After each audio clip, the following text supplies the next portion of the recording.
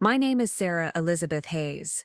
I am a 43-year-old colonel in the United States Army Intelligence Corps, and 22 years ago I raised my right hand and swore an oath to defend this nation. I have served in places most people will never see, carried secrets that weigh heavier than any combat gear, and made sacrifices that carved pieces from my soul. But the deepest wound I ever received didn't come from enemy fire in Baghdad or an IED in Kandahar. Before we jump back in, tell us where you're tuning from, and if this story touches you, make sure you're subscribed, because tomorrow I've saved something extra special for you. It came from the people who raised me in a high school gymnasium in Cedar Falls, Ohio, during what should have been a celebration of shared memories. They erased me from my own story, pretended I didn't exist, and turned 25 years of absence into evidence that I had never mattered at all. But sometimes, the truth has a way of standing up when everything else sits in silence.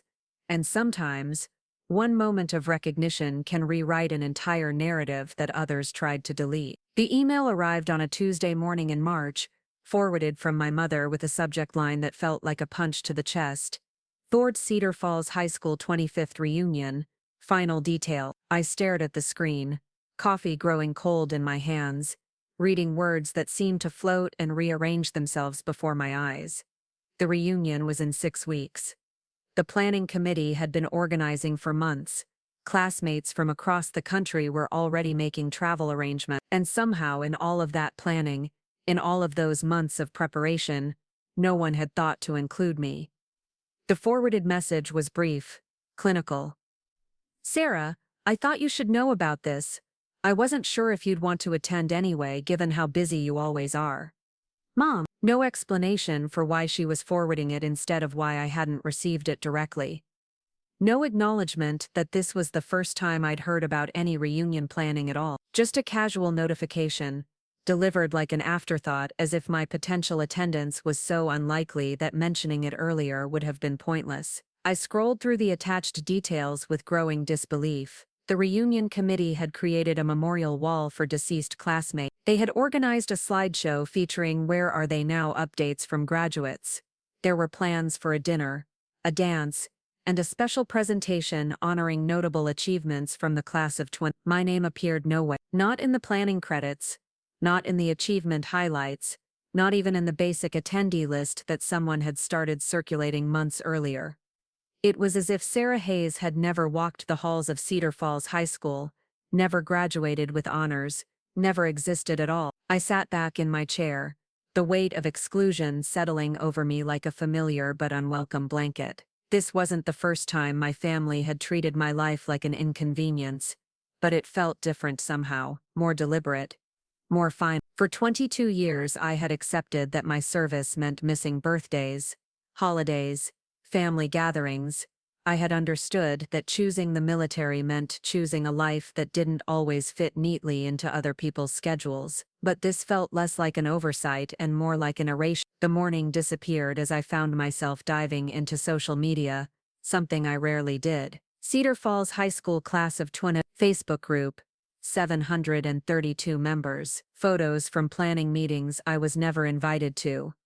Excited comments about seeing old friends, lists of people who had already RSVP'd. My throat tightened as I realized how extensively this had been organized without me. How many conversations had happened in which my name never came up? How many people had asked, "What about Sarah?" only to be told, "Oh, she's probably too busy," or "She never comes to these things anyway." Or worse, "Does anyone even know how to reach her?" But they did know how to reach me. My mother had my email, my phone number, my mailing address. My brother Mike still lived in Cedar Falls, worked at the same insurance agency he'd started at right after college. My contact information hadn't changed in years. This wasn't about logistics. This was about choice. Someone, or perhaps everyone, had chosen to plan this reunion as if I didn't exist. I closed the laptop and walked to the window of my Columbus apartment, looking out at the city that had become my home between deployments. The March sky was gray and heavy, matching the weight that had settled in my chest. I thought about my last deployment, 18 months in Afghanistan, coordinating intelligence operations, that helped save lives but left me with memories I couldn't share with anyone. I thought about the medals in my dresser drawer, the commendations from superior officers, the letters from fellow soldiers thanking me for decisions that had brought them home safely. And I thought about how none of that seemed to matter to the people who had known me before I became Colonel Hayes. I had always been the one who left. After high school, while my classmates headed to nearby colleges or started jobs in town, I went to Ohio State on an ROTC scholarship. While they were pledging fraternities and building relationships that would last decades, I was learning military protocol and preparing for a life of service. While they were settling down, getting married, having babies, buying houses on the same streets where they'd grown up, I was moving from base to base, deployment to deployment, always temporary, always preparing for the next mission. Maybe they were right to exclude me. Maybe I had made choices that put me outside the circle of people who stayed, who built their lives within a 50-mile radius of where they'd been born. Maybe 25 years of absence had earned me this silence. But sitting there in the gray morning light, I realized that being excluded hurt less than being forgotten, because that's what this felt like. Not just an oversight, but an active decision to proceed as if my existence was irrelevant to the story they were telling about themselves. The phone rang, startling me from my thoughts. Mike's name appeared on the screen, and for a moment, I considered letting it go to voicemail. But something, maybe hope or maybe just habit, made me answer. "Hey Sarah." His voice was careful, measured. "Mom said she forwarded you the reunion stuff." "She did." I kept my voice neutral, professional. Years of military training had taught me to reveal nothing in my tone when emotions were running high. "So, are you planning to come?" The question hung in the air between us. Not "we're so excited you might be there," or "we should have included you from the beginning." Just a careful inquiry as if my attendance would be surprising, possibly even problematic. "I haven't decided," I said, though I was, not because I wanted to relive high school memories or reconnect with classmates who had clearly moved on without me, but because something inside me, the same thing that had driven me through 22 years of military service, refused to accept being written out of my own story. "Well, you know how these things are," Mike continued. "Probably mostly just people trying to prove how successful they've become. Might not be your thing anyway." There it was, the subtle suggestion that I wouldn't fit, that my presence might be awkward, that staying away would be easier for everyone. I wondered if he realized how transparent he was being, or if he genuinely believed he was being kind. "Maybe," I said, "but I think I'll find out for myself." The silence that followed told me everything I needed to know. Whatever conversations had happened about this reunion, whatever decisions had been made about my exclusion, Mike had been part of them, and my announcement that I planned to attend had just complicated whatever narrative they had constructed. "Well, great," he said finally, his enthusiasm forced and hollow. "It'll be good to see you. It's been too long." After we hung up, I sat in the silence of my apartment and tried to remember the last time I had seen my family all together. Christmas 3 years ago, maybe 4, a brief visit between deployments, awkward conversations over dinner, everyone walking carefully around the fact that my life remained largely incomprehensible to them. I remembered Mike's wife Jennifer making polite inquiries about my adventures overseas, as if my deployments were vacation stories rather than classified operations. I remembered my father asking when I might consider settling down somewhere permanent, as if my service was a phase I would eventually outgrow. I remembered my mother's quiet disappointment when I couldn't commit to staying for New Year's Eve because my leave was ending. They had never been cruel about my choices, never openly critical of my decision to serve, but they had never really understood it either, and over the years that lack of understanding had calcified into something that looked like indifference. My absence had become so expected that my presence was no longer even considered, but this reunion felt different. This wasn't about missing a holiday dinner or a birthday party. This was about being erased from a shared history, excluded from a celebration of people I had grown up with, learned alongside, graduated with. These were people who had known me before I became Colonel Hayes, who had shared classes and conversations and the small, forgettable moments that make up adolescence, and somewhere along the way, they had decided that those shared memories didn't include me. I spent the rest of the day researching the reunion online, reading through planning discussions and social media posts with the methodical thoroughness I usually reserved for intelligence analysis. What I found was both illuminating and painful. The planning had started 8 months earlier. Multiple committees had been formed. Hundreds of emails had been exchanged. Classmates had been tracked down through social media, alumni networks,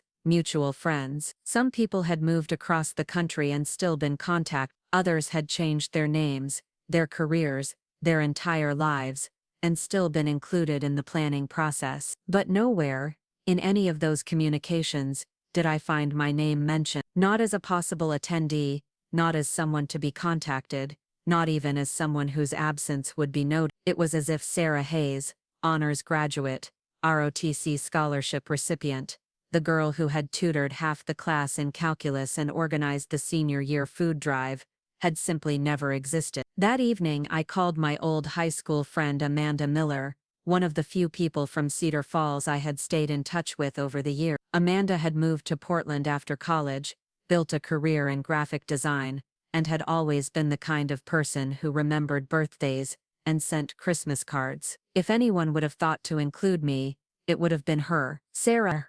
Her voice was warm, genuine, and for the first time all day, I felt like someone was actually happy to hear from me. I was just thinking about you. How are you? Where are you now? I'm good. I'm stationed at Fort Richardson for now, but I'm on leave and staying in Columbus. I paused, trying to find a way to ask the question that had been burning in my mind all day. Amanda, did you know about the reunion? Her silence was answer enough. Oh, she said finally. Oh, Sarah, I'm so sorry. I just assumed. I figured you knew and just couldn't make it, because of your schedule. I should have reached out directly. So you're going? I wasn't planning to, honestly. You know how those things can be, but now, God, I feel terrible. I should have asked about you specifically. I should have made sure you were included. It's not your fault, I said, though her words confirmed what I had already figured out. People had assumed I wouldn't be interested, wouldn't be available, wouldn't fit into whatever version of the class of. And once that assumption was made, it became easier to just proceed without me. Are you going to go? Amanda asked. I think so. Good. Her voice was firm now. You should. You absolutely should. And if you do, I'll be there with you. This is ridiculous, Sarah. You were part of our class, part of our story. The fact that they organized this without you it's just wrong. After we hung up, I felt something shift inside me. For the first time since receiving my mother's email, I felt less alone. Amanda's outrage on my behalf reminded me that not everyone had forgotten me, that my absence from the planning didn't necessarily reflect how everyone felt about my absence from their lives. But it also clarified something for me. This wasn't just about attending a reunion anymore. This was about reclaiming a place in a story that others had tried to tell without me. This was about standing up and saying, I was here, I mattered. You don't get to erase me just because I chose a different path. I spent that night looking through my old high school yearbooks, something I hadn't done in years. The Sarah Hayes, staring back at me from those pages, was 18 years old, impossibly young, full of dreams about serving her country and making a difference in the world. She had no idea what the next 25 years would bring, no idea about the deployments, the danger, the weight of decisions that affected life and death, no idea about the loneliness that would come with always being the one who left. But she also had no idea about the strength she would develop, the respect she would earn, the lives she would save, the difference she would make. Looking at that young face, I felt something I hadn't expected. Protectiveness. That girl deserved better than to be forgotten. She deserved to have her story told, her achievements recognized, her choices respected. I closed the yearbook and made a decision. I would go to the reunion. I would show up in my dress uniform, not as a statement or a confrontation, but as a reminder. A reminder that Sarah Hayes had been part of the class of 2001, that she had chosen to serve something larger than herself, that her absence had been in service of something worthy, and if they had forgotten her, if they had chosen to exclude her, then they would have to face that choice direct. Because sometimes, showing up is the most powerful thing you can do. Sometimes, Refusing to be erased is its own form of victory. And sometimes the people who try to write you out of the story are the ones who need to be reminded that you were always part of it, whether they acknowledged it or not. The reunion was 6 weeks away. I had that long to prepare, to decide what I wanted to say, how I wanted to handle the inevitable awkwardness of appearing somewhere I hadn't been invited. 6 weeks to figure out how to walk into a room full of people who had apparently forgotten I existed, and remind them, with grace and dignity, that I had always been there. I had faced more dangerous missions with less preparation time. This time, I wouldn't be fighting for national security or military objectives. I would be fighting for something more personal, more precious, the right to exist in my own history, to be counted among the people who had shaped and been shaped by the same experience. It was a different kind of battle, but it was one I was determined to win. The weeks that followed felt like conducting an investigation into my own life. I found myself approaching the situation with the same methodical precision I used in intelligence work, gathering information, analyzing patterns, trying to understand how I had become so thoroughly excluded from something that should have included me by default. What I discovered was more troubling than simple oversight. It started with a phone call to my old guidance counselor, Mrs. Patricia Hendricks, who had retired 5 years earlier, but still lived in Cedar Falls. Miss Hendricks had always been one of those teachers who remembered every student, who kept track of graduations and achievements long after her charges had moved on. If anyone would have thought to include me in reunion planning, it would have been her. Sarah Hay. Her voice was exactly as I remembered it, warm and slightly musical. My goodness, what a wonderful surprise. How are you, dear? Still saving the world? I laughed despite the heaviness I'd been carrying for weeks. Doing my best, Mrs. Hendricks. I'm actually calling about the reunion. I just found out about it recently and was wondering if you knew anything about the planning process. The pause that followed was longer than it should have been. Oh, she said finally. Oh, Sarah, I'm so sorry. I did ask about you specifically when they started organizing. I gave them your mother's contact information and suggested they reach out to the Military Alumni Association to find current contact details for you. My stomach dropped. They asked about me. Jennifer Hayes was on the planning committee, your brother's wife. I mentioned that you should definitely be included, that you were one of our most distinguished graduates. She assured me that the family would handle reaching out to you directly. Mrs. Hendricks' voice grew troubled. I just assumed they had, and that you couldn't attend because of your military commitments. Oh dear, this is very concerning. I felt something cold and sharp settle in my chest. Jennifer had been told specifically to include me. Someone had actively advocated for my inclusion, and Jennifer had assured them it would be handled while knowing full well that it wouldn't be. Mrs. Hendricks, do you remember who else was on the planning committee? Well, let's see. Jennifer Hayes, of course. Tom Bradley, he was class president, I believe. Sarah Martinez, who was student council vice president,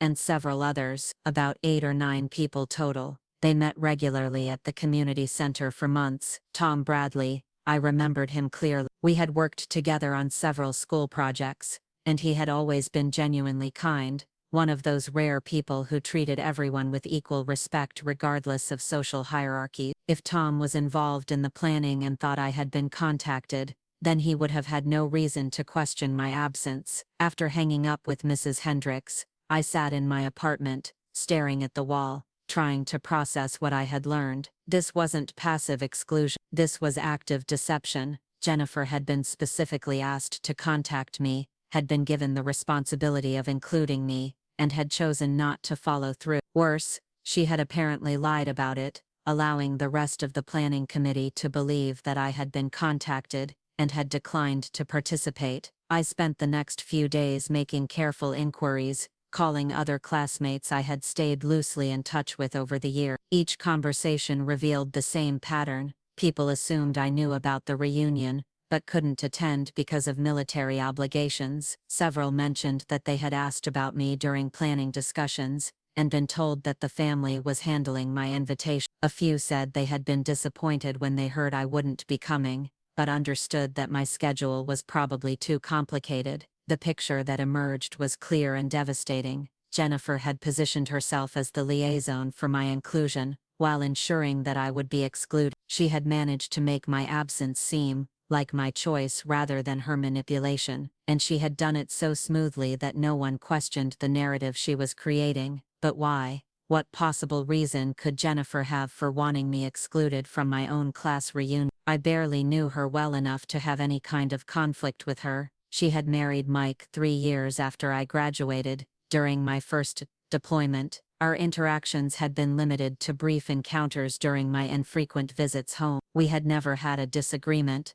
never competed for anything, never had any reason for animosity, unless this wasn't about me at all, unless this was about something else entirely. I started thinking about the family dynamics I had observed during my visits home over the years. The way conversations shifted when I was around, the careful way everyone discussed their lives, as if my presence required some kind of translation. I had always attributed this to the natural awkwardness of having such different experiences, such different priorities, but maybe there was more to it. I called Amanda again, this time with specific questions about what she knew about my family's current situation. Amanda had always been good at picking up on social undercurrents, at noticing things others missed. Your family? She sounded surprised by the question. I don't know much, honestly. I know your brother works in insurance, your parents are retired, they all seem to be doing well, from what I can tell. Why do you ask?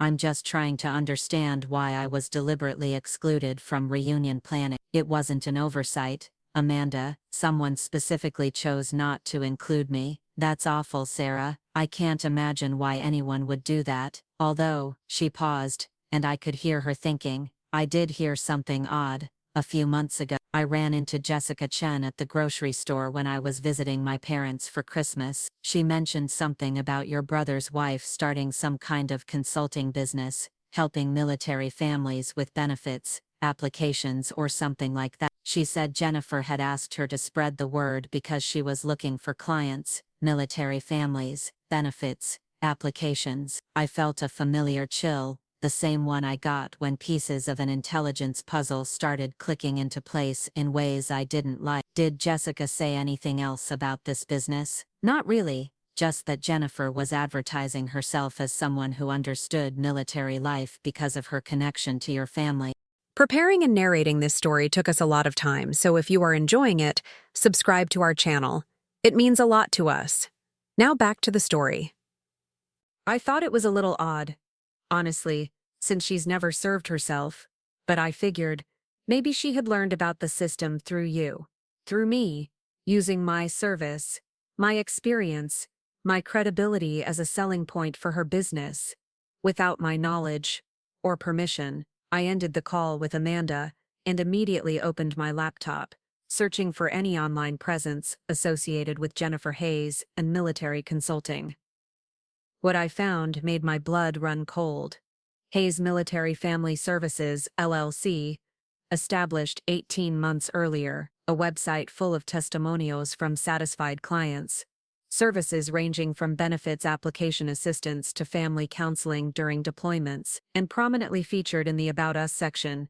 Jennifer Hayes brings personal understanding to military family challenges through her close relationship with a decorated Army intelligence officer. They couldn't use my name for legal reasons, but they were clearly trading on my credentials, my service, my reputation, and they were doing it without my knowledge or consent. I dug deeper, following digital trails with the skills I had developed over 2 decades of intelligence work, business registration documents, client testimonials that seemed suspiciously uniform in their language, financial records that I shouldn't have been able to access, but somehow could, and then I found something that made my hands shake: fraudulent benefit claim. Applications submitted on behalf of military families using false information, inflated disability ratings, fabricated deployment records, falsified family hardship documentation. Hayes Military Family Services wasn't just trading on my reputation. They were committing fraud against the very system I had sworn to protect. I sat back in my chair, heart pounding, as the full scope of what I was seeing became clear. Jennifer and Mike weren't just running a consulting business. They were running a scam,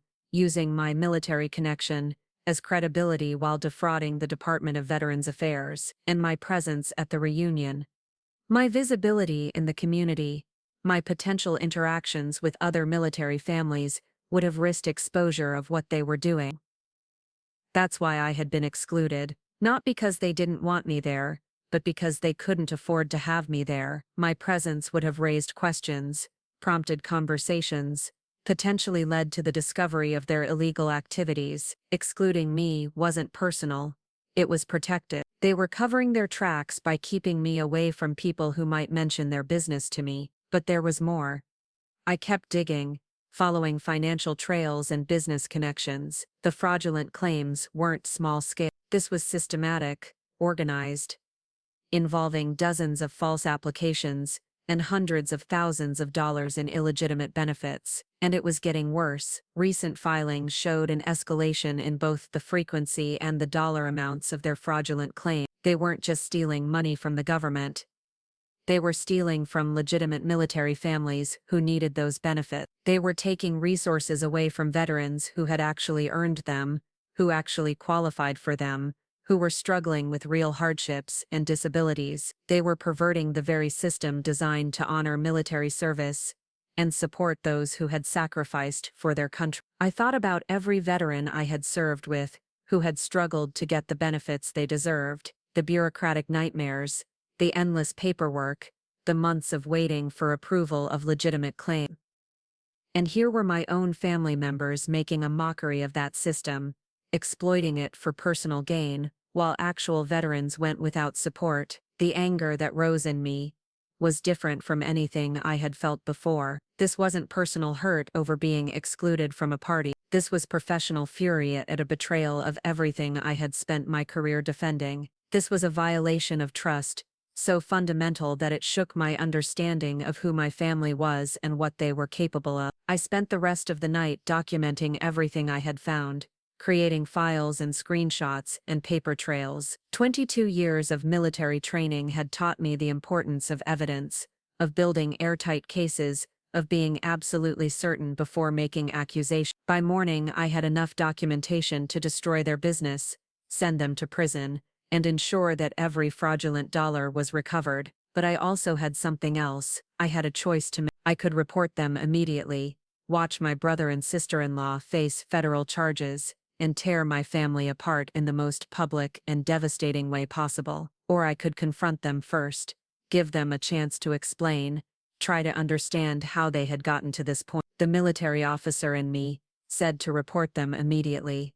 Fraud was fraud, regardless of family relationship. But the daughter and sister in me, the part that remembered Mike as the little boy who used to build pillow forts with me and beg me to read him bedtime stories, wanted to understand how he had become someone capable of this. I decided on a middle path. I would go to the reunion as planned, not as someone seeking inclusion in a celebration, but as someone seeking answers to questions that had become much more serious than hurt feeling. I would wear my dress uniform, not as a reminder of what they had excluded, but as a symbol of what they had betrayed, and I would see if anyone was brave enough to look me in the eye while knowing what I now knew. The reunion was 2 weeks away, 2 weeks to prepare for what had transformed from a social challenge into something much more significant. I wasn't just going to reclaim my place in my graduating class anymore. I was going to confront a betrayal that went far deeper than family dynamics. I was going to face people who had used my service as a cover for their crimes, who had traded on my sacrifice, while dishonoring everything it represented. For the first time since receiving my mother's forwarded email, I felt something other than hurt. I felt focused, I felt determined, and I felt ready for whatever confrontation was waiting for me in that gymnasium in Cedar Falls, because some battles choose you, whether you're prepared for them or not. And this battle, I realized, had been choosing me for months without my even knowing it. The question now wasn't whether I belonged at the reunion. The question was whether anyone else there was prepared for what was coming. When I arrived, the drive to Cedar Falls felt like traveling backward through time. Mile markers counted down not just distance, but years, each familiar landmark pulling me deeper into memories I had spent decades learning to carry lightly. The spring countryside of Ohio rolled past my window in shades of green. I had almost forgotten existed, so different from the harsh landscapes where I had spent most of my adult life, but this time, the familiar scenery felt ominous rather than comforting. I was returning not as a prodigal daughter, but as someone armed with knowledge that could shatter the careful facade my family had constructed. I had made a decision during the 2 weeks since my discovery about Hayes' military family service. Before confronting Mike and Jennifer publicly, before involving federal authorities, before destroying whatever remained of our family relationships, I owed it to the people who had raised me to give them one chance to explain. One opportunity to tell me how they had justified using my service record to commit fraud against the very system I had sworn to protect. The house on Maple Street looked smaller than I remembered, though I knew that was just the effect of time and perspective. The Victorian architecture that had seemed grand and imposing during my childhood now appeared modest, even fragile. The front porch where I had spent countless summer evenings reading books about far-off places sagged slightly under the weight of years and deferred maintenance. The garden my mother had once tended with obsessive care showed signs of neglect, weeds creeping through flower beds that had once been her pride. I sat in my rental car for several minutes, gathering my thoughts and steeling myself for what was to come. In my bag was a folder containing printed copies of everything I had discovered about their fraudulent business, bank records showing suspicious deposits, client testimonials that contained factual impossibilities, benefits applications with forged signatures and fabricated medical history. The evidence was overwhelming and damning, but looking at the house where I had grown up, where I had learned about honor and integrity from parents who had seemed to embody those values, I struggled to reconcile the people I remembered with the criminals I had uncovered. My mother answered the door with a smile that faltered when she saw my expression. Margaret Hayes had aged in the years since I had last seen her, new lines around her eyes and a frailness in her posture that spoke of time's relentless passage. But her eyes were still sharp, still capable of reading the emotional undercurrents that others missed. "Sarah," she said, stepping back to let me enter, "this is unexpected. You didn't mention you were coming to town." "I have some questions that need answering," I replied, keeping my voice level. "Is Mike here, and Jennifer?" Something flickered across her face, too quick to identify but unmistakably defensive. "They're in the living room. We were just having coffee and discussing the reunion tomorrow. Mike was saying how nice it will be to see you there." The casual lie settled between us like a blade. Mike had no expectation of seeing me at the reunion because Mike knew I hadn't been invited. But my mother delivered the words with such practiced ease that I wondered how long deception had been the primary language of communication in this house. I followed her into the living room, where Mike and Jennifer sat on the same couch I remembered from childhood, though it had been reupholstered at some point in a fabric that managed to look both expensive and tasteless. Mike rose when he saw me, his smile broad and seemingly genuine, while Jennifer remained seated, her expression carefully neutral. "Sarah, what a great surprise." Mike approached as if to embrace me, but something in my posture stopped him. "What brings you to town early? Don't tell me you're actually planning to make it to the reunion."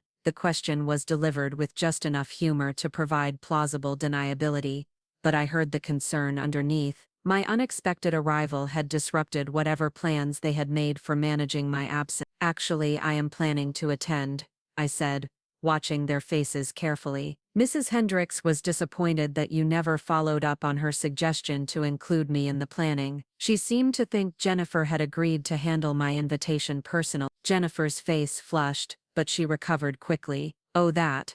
I did try to reach out, but your contact information is so hard to track down. Military addresses change so frequently, and I wasn't sure which base you were at currently." Another lie delivered with the same practiced ease as my mother's. I had been living at the same address for 8 months. My phone number hadn't changed in 3 years. My email address was the same one I had been using for the better part of a decade. "That's interesting," I said, settling into the armchair across from them, "because I've been very easy to reach lately, especially for people researching military benefits and family services." The silence that followed was pregnant with tension. I watched Mike's face cycle through confusion, realization, and something that looked like fear. Jennifer went very still, her coffee cup frozen halfway to her lips. My mother, standing behind the couch, made a small sound that might have been a gasp. "I'm not sure what you mean," Jennifer said finally, but her voice had lost its earlier confidence. I opened my bag and withdrew the folder I had prepared.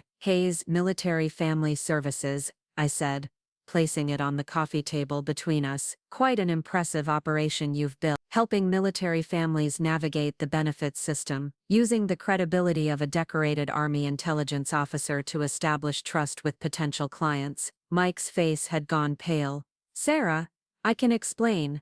"Please do. Explain how you built a business on my reputation without my knowledge. Explain how you've been filing fraudulent benefits claims using false information. Explain how you've been stealing money from a system designed to help veterans who actually earned those benefits." The words hung in the air like smoke from an explosion. Jennifer set down her coffee cup with trembling hands. My mother sank into a chair as if her legs could no longer support her. Mike opened his mouth several times but no sound emerged. "You don't understand," Jennifer said finally. "It's not what it looks like.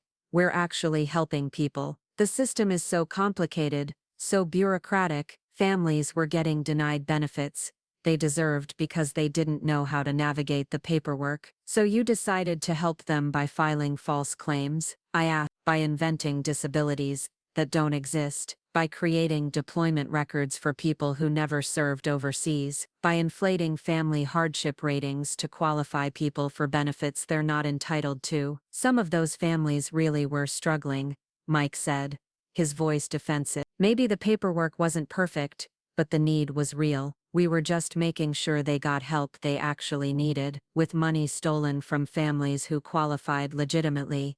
I shot. "Every dollar you fraudulently obtained was a dollar taken away from a veteran who actually earned it. Every false claim you filed made it harder for legitimate claims to be processed quickly." I pulled out specific documents from the folder, spreading them across the coffee table like evidence in a court proceeding. Bank statements showing hundreds of thousands of dollars in suspicious transactions, client files containing obviously fabricated medical history, benefits applications with forged signatures that didn't match the supposed applicant's handwriting. "This isn't helping people," I continued. "This is organized fraud. This is theft from the federal government. This is a betrayal of every veteran who has ever struggled to get the benefits they actually earned through their service." My mother spoke for the first time since we had entered the living room. "How long have you known?" Her voice was barely above a whisper. 2 weeks, I replied. 2 weeks, since I started investigating why I was excluded from reunion planning. 2 weeks, since I discovered that my own family has been using my military service as a credential for committing federal crimes. "We never meant for it to go this far," Mike said. "It started small." Jennifer was genuinely trying to help a neighbor whose husband had been deployed. The benefits application process was so confusing, and they were getting denied for what seemed like technical reasons. So we helped them resubmit with better documentation. "Better documentation," I repeated. "You mean false documentation, enhanced documentation," Jennifer corrected. "Information that better reflected their actual situation. The system is broken, Sarah. It denies benefits to people who desperately need them because of paperwork technicalities. We were just leveling the playing field." I stared at her, amazed by her ability to rationalize criminal behavior as humanitarian work. "You were committing fraud, and when that first fraudulent claim was successful, you decided to expand the operation, turn it into a business, use my military credentials to attract more clients." "We never used your name," Mike protested. "We were careful about that." "You used everything but my name," I shot back. "You advertised your connection to a decorated Army intelligence officer. You traded on my reputation, my service record, my credibility. You turned my sacrifice into a marketing tool for your criminal enterprise." The room fell silent except for the ticking of the antique clock on the mantelpiece, the same clock that had marked time during my childhood. I looked around at the familiar space, trying to reconcile my memories of family dinners and holiday celebrations with the reality of what these people had become. "And that's why I was excluded from the reunion," I continued. "Not because you forgot about me, not because you assumed I wouldn't be interested, but because you couldn't risk having me in town, meeting other military families, potentially discovering what you were doing. Sarah, please, my mother said. They made a mistake, a terrible mistake, but their family. Surely we can work this out without involving authorities. A mistake. I stood up, anger finally breaking through the professional composure I had maintained throughout the conversation. This isn't a mistake, Mom. This is a deliberate, systematic criminal enterprise that has been operating for over a year. This is fraud on a scale that carries federal prison sentences. This is a betrayal of everything I've spent my career defending. I began pacing, the confined space of the living room suddenly feeling suffocated. Do you have any idea what it's like to serve overseas, to risk your life for abstract concepts like honor and duty, to come home and discover that your own family has been making a mockery of the system you've sworn to protect? We were going to tell you, Mike said desperately. After the reunion, after things settled down, we were going to bring you in as a partner, make it legitimate, make it legitimate. I laughed, but there was no humor in the sound. You can't make fraud legitimate. You can't retroactively justify theft by offering to share the profits with your victim. I sat back down, pulling out the most damaging documents from my folder. Do you want to know what really bothers me? It's not just the fraud. It's not even the fact that you used my reputation without my permission. It's that you excluded me from my own reunion to protect your criminal activity. You stole my connection to my classmates, my place in my own history, to cover up your crime. Jennifer was crying now, quiet tears that she wiped away with increasingly desperate gestures. We didn't want to exclude you, we just didn't know how to explain what we were doing. We were afraid you wouldn't understand. You were afraid I would stop you. I correct. You were afraid I would do exactly what I'm going to do now. The words landed like a physical blow. Mike's face crumpled. My mother made a sound like a wounded animal. Jennifer's tears became sobs. What are you going to do? Mike asked, though his voice suggested he already knew the answer. I stood up again, gathering the documents back into the folder. I'm going to give you 24 hours to contact federal authorities yourself and confess everything. I'm going to give you 1 day to begin the process of making restitution to every veteran family you've defrauded, and I'm going to give you exactly that long to prepare your family for the consequences of your choices. And if we don't, Jennifer asked through her tears, if you don't, I will contact the FBI, the Department of Veterans Affairs Fraud Division, and the Attorney General's office myself. I will provide them with every piece of evidence I've collected, and I will testify against you in federal court if necessary. The ultimatum hung in the air like a death sentence. I looked around the room one more time, trying to memorize the faces of people I had once loved unconditionally, knowing that after tomorrow, nothing would ever be the same between us. 24 hours, I repeated.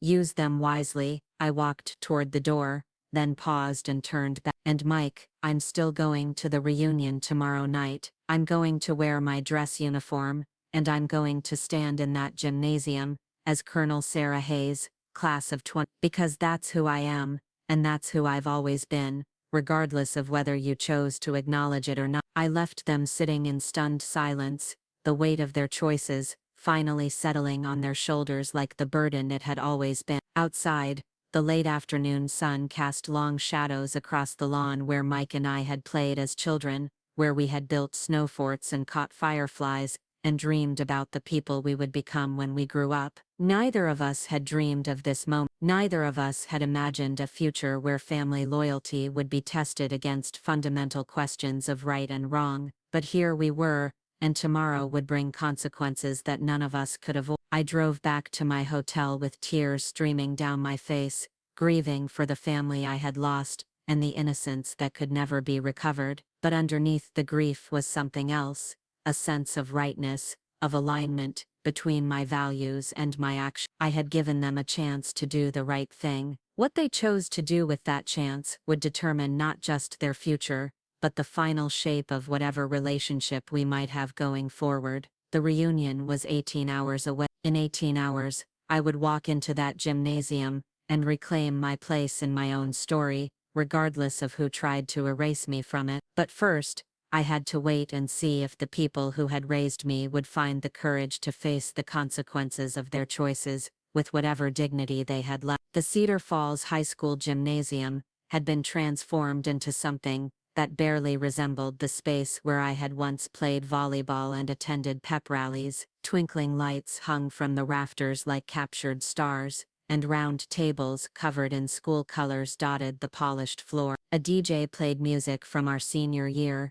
songs that immediately transported me back to a time when life felt full of infinite possibilities, rather than hard-earned wisdom and bitter truths. I stood in the parking lot for several minutes, watching my former classmates stream through the entrance in groups of 2 and 3, their laughter carrying across the cool evening air. 25 years had changed all of us, adding weight and lines in the particular weariness that comes with mortgages and marriages, and all the small compromises that define adult life. But there was something infectious about their excitement, something that spoke to the enduring power of shared memory and common experience. My dress uniform felt heavier than usual, each medal and ribbon carrying not just the weight of military achievement, but the burden of everything I had learned in the past 2 weeks. The fabric was crisp against my skin, the brass polished to a mirror shine that reflected the parking lot lights in scattered fragments of gold. I had chosen to wear it not as a costume or a statement, but as armor. Tonight I would need every piece of protection I could find. The 24 hours I had given my family were nearly up.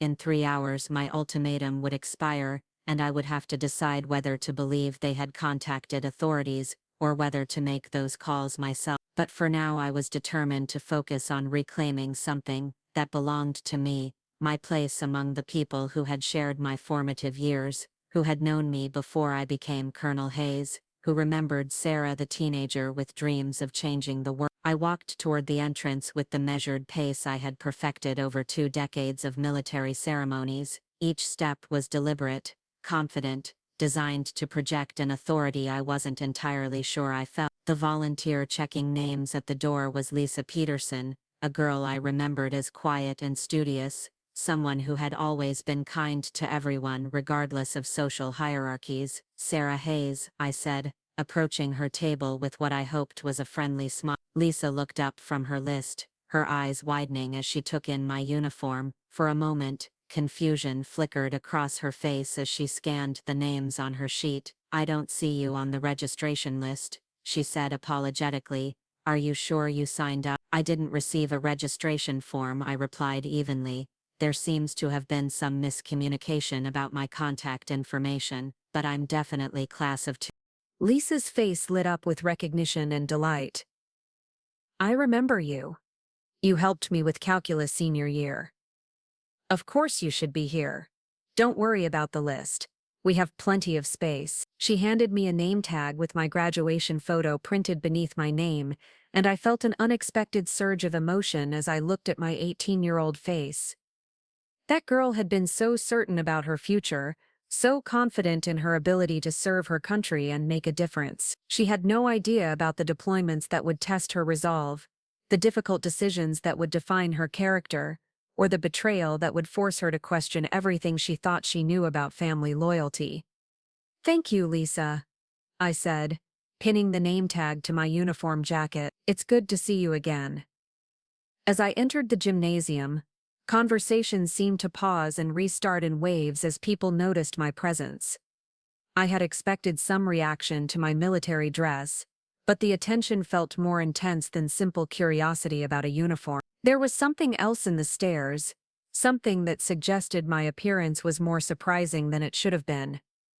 I made my way to one of the registration tables where programs and seating charts were displayed, hoping to get my bearings before venturing deeper into the crowd. The program listed the evening's activities: cocktail hour, dinner, awards presentation, dancing, and a memorial slideshow for deceased classmates. Tucked into the back pages was a section titled Distinguished Alumni Achievements, that featured brief profiles of classmates who had achieved notable success in their chosen fields. My name wasn't there. Doctors, lawyers, business owners, teachers, even a minor league baseball player were featured, but the woman who had spent 22 years serving her country in some of the world's most dangerous places was conspicuously absent. It was another small erasure, another reminder that my achievements didn't fit into the narrative someone had constructed about our class. "Sarah?"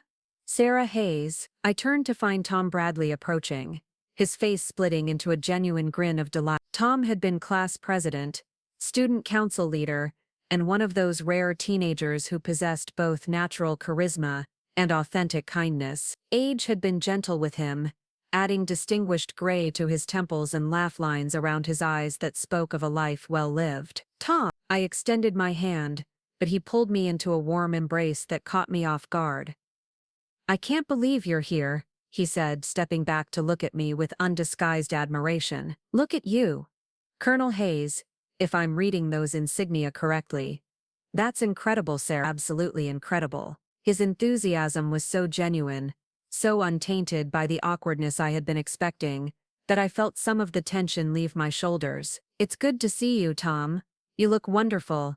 I heard you were involved in planning this event. I was, and I have to apologize. His expression grew serious. We tried to track down everyone from our class, but we had such a hard time finding current contact information for you. Military addresses are apparently much more complicated than civilian ones. I was disappointed when we couldn't locate you, but Jennifer Hayes assured us that she would handle reaching out through family channels. There it was, confirmation of what I had already suspected. Tom's genuine regret about my absence told me everything I needed to know about the planning committee's intentions. They had wanted me here. Jennifer had prevented it. There was definitely some miscommunication, I said diplomatically, but I'm here now, and I'm grateful to be included. You have to let me introduce you around, Tom said, his excitement bubbling over. People are going to be so thrilled to see you, and that uniform, you're going to have to tell us some stories, well, the ones you're allowed to tell anyway. He guided me into the crowd, and I found myself at the center of a growing circle of classmates, whose faces brought back floods of memory. Jessica Chen, who had sat behind me in French class, and always let me borrow her note. David Martinez, who had been my lab partner in chemistry, and had somehow managed to make even the most tedious experiments entertaining. Rachel Torres, who had been editor of the school newspaper and had interviewed me for a senior profile that I had completely forgotten about until this moment. The conversations flowed with surprising ease. People asked about my military service with genuine interest and respect, sharing their own career paths and family stories with the comfortable intimacy of shared history. Nobody mentioned my absence from the planning process. Nobody seemed to think it was strange that I had arrived without prior registration. The warmth of their welcome stood in stark contrast to the cold calculation that had excluded me in the first place. I have to ask, Jessica said during a lull in the conversation, what made you choose the military? I remember you talking about college, but I don't think any of us saw the army coming. I considered how to answer, how much to reveal about the idealism that had driven my younger self. I wanted to serve something larger than myself, I said, finally. I wanted to make a difference in the world, and the military seemed like the most direct way to do that. I never regretted the choice, even when it meant missing out on experiences like this. We missed you, Rachel said simply. I mean, I know we all went different directions after graduation, but you were one of the people I always wondered about. I hoped you were changing the world somewhere. The sincerity in her voice hit me unexpectedly hard. These people had thought about me, had wondered about my life, had missed my presence in ways that my family had apparently decided weren't important enough to honor. Standing in this circle of genuine warmth and acceptance, I felt the full weight of what had been stolen from me by Jennifer's deception. The dinner bell chimed, and we began making our way to the table. I found myself seated with Tom, Jessica, David, and several other classmates I remembered fondly. The conversation continued to flow as we worked our way through chicken parmesan and green beans that tasted exactly like high school cafeteria food, probably prepared by the same kitchen staff who had served us lunch during our senior year. Halfway through the meal, Tom stood and tapped his water glass with a fork, calling for attention. If I could have everyone's focus for just a moment, he said, his voice carrying the same natural authority I remembered from student council meeting. Before we get to the formal program, I wanted to take a moment to acknowledge someone whose presence here tonight is particularly special. My stomach clenched as I realized he was looking directly at me. Around the room, Conversations died away as people turned their attention to our table. Many of you have probably noticed that we have a very distinguished member of our class with us tonight,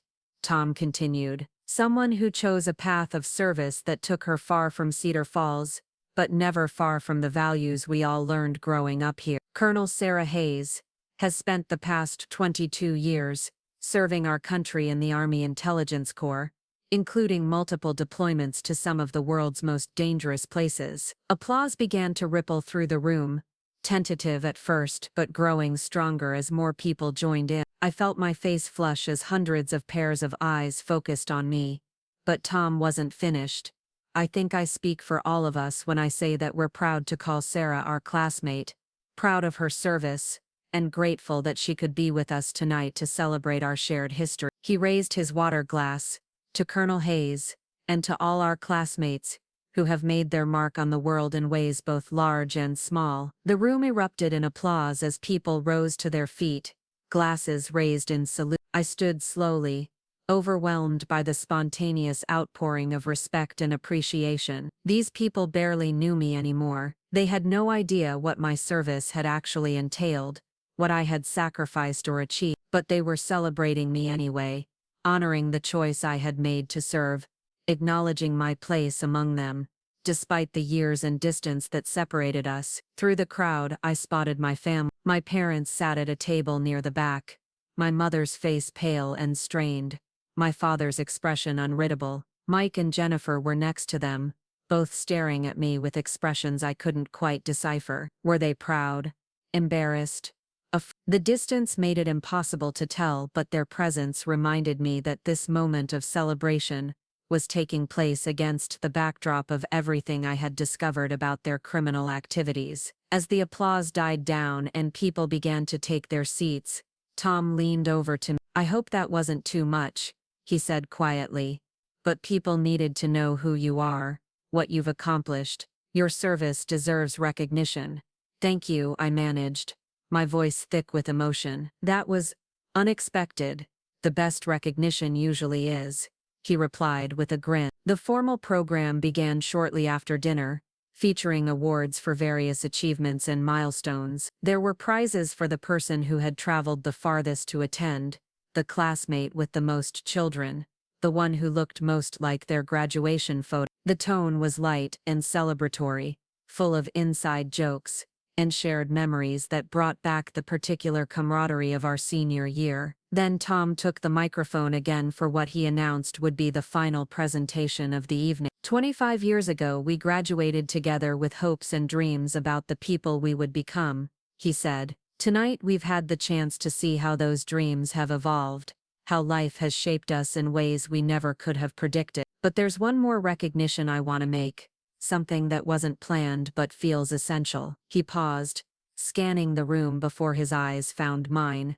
Military service requires a particular kind of courage. Not just physical bravery, though that's certainly part of it, but the courage to dedicate your life to ideals that are bigger than personal ambition. The courage to serve people you'll never meet, to protect freedoms you might never directly enjoy, to sacrifice personal comfort for the greater good. My heart began to pound as I realized where this was heading. Around the room, people were turning to look at me again, but this time the attention felt different, more solemn, more purposeful. "Colonel Hayes," Tom said, his voice carrying clearly through the gymnasium, "would you please stand?" I rose slowly, my legs unsteady beneath me. The room had gone completely silent.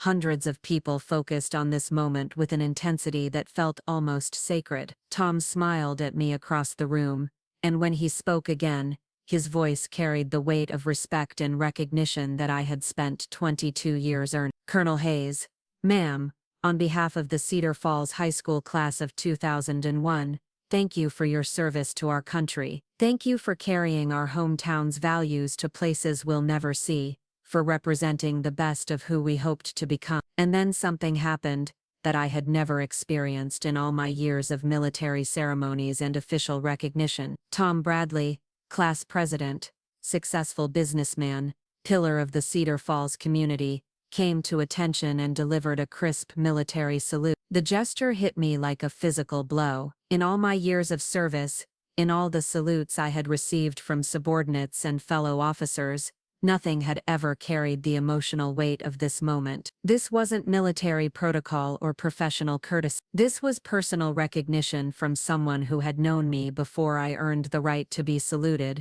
someone who was honoring not just my rank, but the choice I had made to serve. I returned the salute with military precision, my hand steady despite the tears that had begun to stream down my face. Around the room, other classmates began to stand, adding their applause to what had become a spontaneous ceremony of appreciation. The sound was thunderous, overwhelming, a celebration that felt like 25 years of missing recognition condensed into a single perfect moment. As the applause finally died away and people began to take their seats, I remained standing for a moment longer, looking out at the faces of people who had known me when I was young and uncertain, who had accepted me back into their community despite years of absence, who had chosen to celebrate my service when my own family had tried to erase me from their gathering. Tom returned to his seat beside me, his own eyes bright with emotion.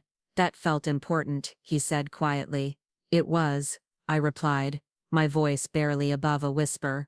"More important than you know." As the evening wound down, and people began to gather in small groups for final conversations and photo opportunities, I found myself surrounded by classmates who wanted to share their own thoughts about my service, their gratitude for my sacrifice, their pride in claiming me as one of their own. The warmth of their acceptance stood in stark contrast to the cold calculation that had tried to exclude me from this gathering. Looking around the gymnasium at faces that had aged and changed but remained fundamentally familiar, I realized that this was what I had been fighting to reclaim. Not just inclusion in a social event, but recognition of my place in a shared story, acknowledgment that my choice to serve had been worthy of respect rather than erasure. These people understood something that my family had forgotten, that service, sacrifice and dedication to something larger than oneself deserved celebration rather than concealment. The 24-hour deadline I had given my family was approaching rapidly. Soon I would have to decide whether to trust that they had contacted authorities about their fraudulent activities, or whether to make those calls myself. But for now, in this moment of unexpected recognition and genuine appreciation, I allowed myself to simply be Sarah Hayes, class of 2001, honored veteran, valued member of a community that had chosen to embrace rather than exclude her. The salute Tom had given me would stay with me forever, a reminder that sometimes recognition comes from the most unexpected sources, and that the respect of people who truly know your character is worth more than all the official honors in the world. The drive back to my hotel felt different from the journey to the reunion, where earlier I had been carrying the weight of uncertainty and the burden of painful knowledge. Now I felt lighter despite the difficult decisions still ahead. The spontaneous recognition from my classmates had filled a hollow space inside me that I hadn't even realized existed. For the first time in years, I felt truly seen and valued by people who knew me as more than just my military rank. My phone buzzed with a text message as I pulled into the hotel parking lot.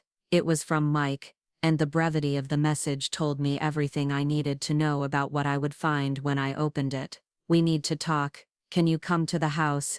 It's important." I sat in my car for several minutes, still wearing my dress uniform, still carrying the warmth of Tom Bradley's salute, and the thunderous applause of my classmates. The contrast between that celebration and whatever conversation awaited me at my childhood home felt almost surreal. But there was no avoiding it. My 24-hour ultimatum had expired, and it was time to face the consequences of the choices my family had made. The house on Maple Street was dark except for a single light in the living room. I could see silhouettes moving behind the curtains, and I knew they had been waiting for me, probably rehearsing whatever explanation or plea they planned to offer. My parents' car was in the driveway alongside Mike and Jennifer's sedan, which meant this would be a family affair, complete with all the complicated dynamics that entailed. Mike answered the door before I could knock, his face drawn and pale in the porch light. He had aged years in the 24 hours since our confrontation, deep lines etched around his eyes, and a slump to his shoulders that spoke of sleepless worry. "Thank you for coming," he said quietly. "I know you probably don't want to be here."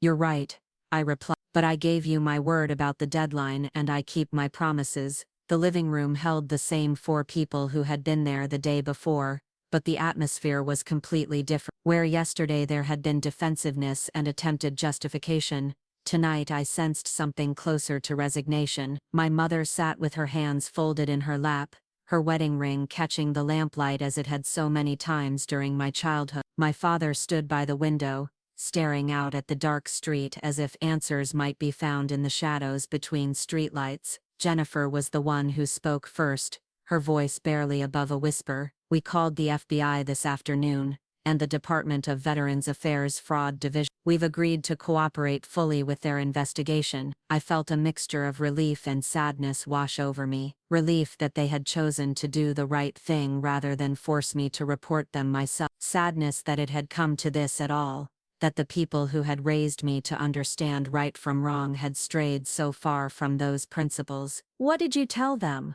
I asked, settling into the same chair I had occupied during our previous confrontation. Mike cleared his throat. Everything.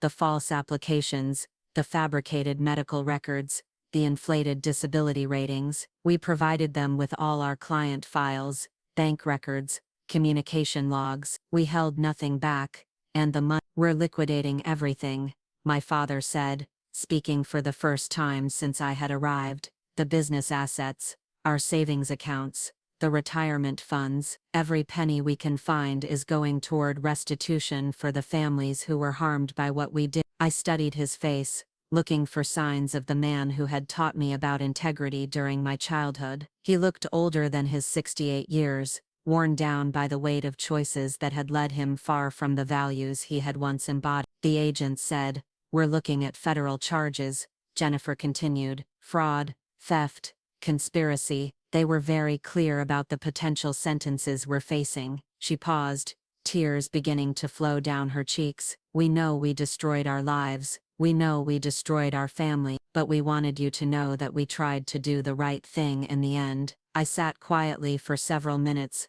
processing what they had told me. Part of me felt vindicated that they had chosen confession over continued deception, but a larger part felt hollow, grieving for the family relationships that had been irreparably damaged by their choices. "Why?" I asked finally. "I understand how it started, how small compromises led to bigger ones, but why did you exclude me from the reunion? Why did you decide that protecting your criminal activity was more important than including me in my own graduating class celebration?" The silence that followed was heavy with shame. It was my mother who finally answered, her voice thick with regret. "We were terrified," she's terrified that you would discover what we were doing, terrified of disappointing you, terrified of losing the respect of the one person whose opinion mattered most to us. She looked up at me with eyes that held decades of complicated love. "You were always the one who chose the harder path, who lived by principles we taught you but didn't always follow ourselves. We couldn't bear the thought of you seeing us as we really were, so you chose to pretend I didn't exist rather than risk my judgment."